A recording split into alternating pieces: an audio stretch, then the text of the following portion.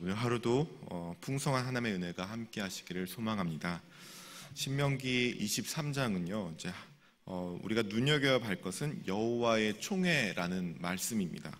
여호와의 총회란 말은 하나님께 이스라엘 백성들이 예배 제사 의식이라고 말할 수도 있고, 또는 큰 행사로서의 예배 의식을 가리킬 수도 있습니다.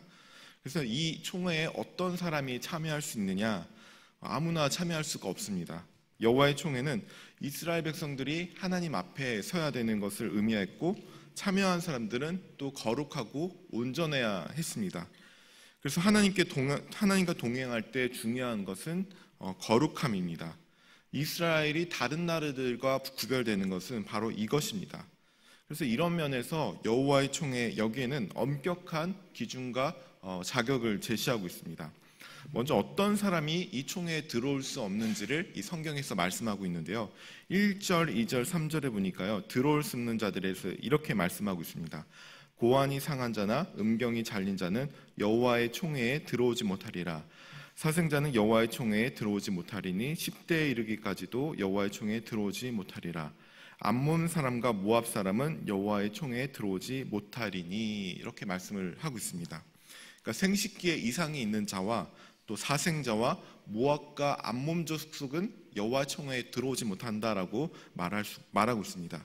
특히 이 생식계의 상해를 한 사람들을 이야기하는데요.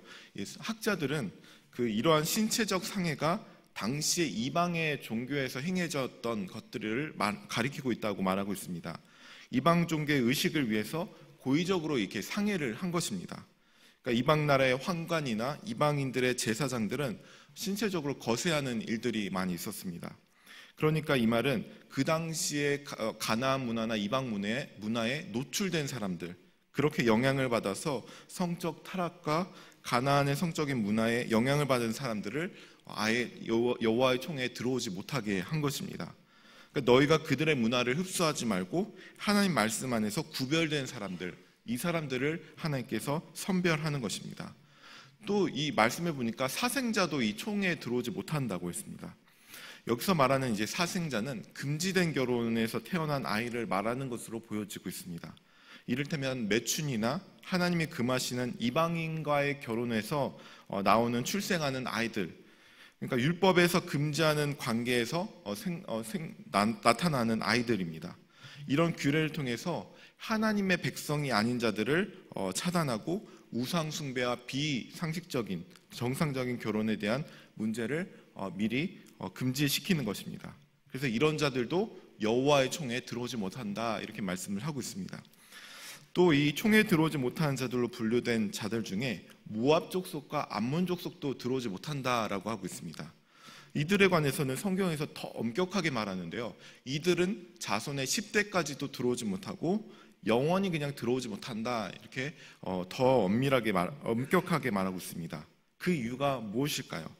4절의 말씀에 보면요, 이렇게 나와 있습니다. 4절에 보니까 그들은 너희가 애굽에서 나올 때 떡과 물로 너희를 길에서 영접하지 아니하고 메소보다미아의 부돌 사람 부올의 아들 발람에게 뇌물을 주어 너희를 저주하게 하려 하였으나, 라고 하고 있습니다.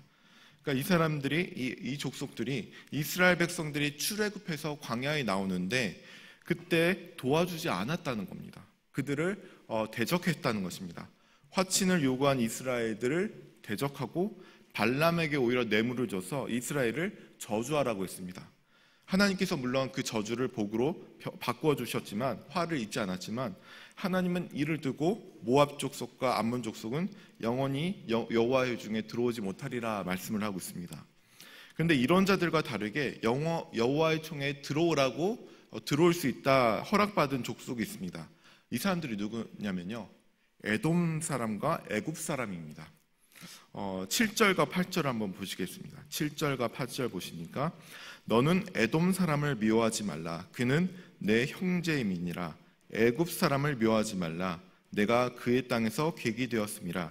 그들의 3대 후 자손은 여호와의 총회에 들어올 수 있느니라. 이들은 바로는 못 들어오지만 3, 4대 후에는 들어올 수 있다, 이렇게 말씀을 하고 있는데요. 사실 이 에돔 족속 사람이 있잖아요. 에돔 사람은 모압과 암몬보다 더 이스라엘을 괴롭혔던 족속이었습니다. 이스라엘 가는 진로를 방해했고 군대를 동원하여 가나안으로 가는 길을 막은 사람들입니다. 그런데도 하나님께서는 이 에돔 족속은 3대 후에 허락을 하고 미워하지 말라고 하셨습니다. 왜냐하면요, 이 에돔 사람은 아브라함의 후손으로 이스라엘과는 형제 관계이기 때문이었습니다. 이삭의 쌍둥이 아들 에서와 야곱에게서 각각 에돔과 이스라엘이 나오지 않았습니까? 그래서 하나님께서는 같은 혈족이며 같은 형제인 에돔을 용서하고 미워하지 말 것을 명령하셨습니다. 그래서 이렇게 에돔은 형제이기도 했고, 또 애굽 사람은 왜 이렇게 용서를 했느냐? 애굽 사람은 이스라엘이 객상을 할 때 환대해 주었던 나라입니다. 그래서 그들은 3대 후의 자손은 여호와의 총회에 들어올 수 있다, 이렇게 하나님께서 허락하신 것입니다. 하나님이 우리 이런 환대와 이런 것을 기억하시고 긍휼을 베푸는 자에게 하나님께서 베푸신다는 것을 알 수가 있습니다. 그런데 하나님께서 왜 이렇게 여호와의 총회에 들어오는 문제에 대해서 이렇게 엄격하게 규정을 제시하셨을까요? 이 백성은, 이스라엘 백성은 여호와와 함께하는 거룩한 백성이 되어야 하기 때문입니다. 특히 가나안이라고 하는 우상의 땅에서 그 당시에 거룩한 백성의 정체성을 지키는 것은 무엇보다 중요한 일이었습니다. 오늘 우리에게 적용해서 볼 때 우리는 하나님의 선택된 백성으로서 이 하나님의 총회에, 하나님 예배에 참석하는 자가 되었습니다. 예수 그리스도로 말미암아 누구나 하나님을 바라볼 수 있게 되었습니다. 우리가 이 값진 은혜를 우리가 누리면서 더욱 거룩한 하나님의 백성으로서 성결하게 구별되어야 할 필요가 있습니다. 하나님은 오늘 우리에게 이 성결의 원칙을 제시하고 있습니다. 그것은 우리가 하나님의 백성으로서 성결에 동참하라고 말씀하시기도 하는 것입니다. 그래서 우리가 성결, 이 거룩은요, 스스로 구별하는 것이기도 하지만 거룩한 공동체를 이루기 위한 동참이라고 볼 수도 있습니다. 내가 스스로 성결하기로 작정하며 거룩의 원칙을 지키며 나갈 때 내가 속한 그 공동체가 거룩한 공동체로서 구별되어지는 것입니다. 그래서 9절부터 14절까지 보면요, 전쟁을 나가기 전에 악한 일을 스스로 삼가라 라고 말씀하고 있습니다. 나의 성결은 그냥 개인의 성결로 끝나는 것이 아니라 나의 성결로 통해서 전쟁에 나갔을 때 전쟁에서 승리할 수도 있고 실패할 수도 있습니다. 그러니까 그것이 공동체를 살리기도 하고 죽이기도 한다는 차원에서 우리가 볼 때 개인의 성결은 공동체의 성결과 맞닿아 있다는 것입니다. 그래서 14절에 보니까요, 전쟁을 앞둔 이스라엘 백성들이 이 성결이 왜 그토록 그들에게 중요한지 이유를 말씀하고 있습니다. 이렇게 말씀합니다. 그러므로 내 진영을 거룩히 하라. 그리하면 내게서 불결한 것을 보시지 않으므로 너를 떠나지 아니하시리라. 하나님께서 그토록 성결을 강조하신 것은, 이토록 거룩하라고 명령하신 이유는 하나님이 우리와 함께 동행하기 위해서였습니다. 우리가 거룩하면 하나님이 우리 가운데서 거하실 수 있기 때문에, 하나님이 거하시면 그때부터의 전쟁은 우리가 하는 것이 아니라, 내가 하는 것이 아니라 하나님이 직접 하시는 것이기 때문입니다. 그래서 여러분, 하나님이 함께 하시면 우리가 승리할 수 있고, 함께 하지 않으면 실패하는 것이 구약 성경에서 계속 반복되는 것 아니겠습니까? 오늘도 우리에게 마찬가지입니다. 우리의 삶의 승리는 하나님과 동행하느냐 아니냐에 달려 있습니다. 군사의 많음과 지혜에 달린 것이 아니라 하나님이 함께 하시냐 아니냐에 달린 것입니다. 그것이 우리가 거룩하고 성결하기 위해 힘써야 할 이유인 것입니다. 그리고 그렇게 우리가 성결하기 위해 모인 공동체가 바로 우리 교회입니다.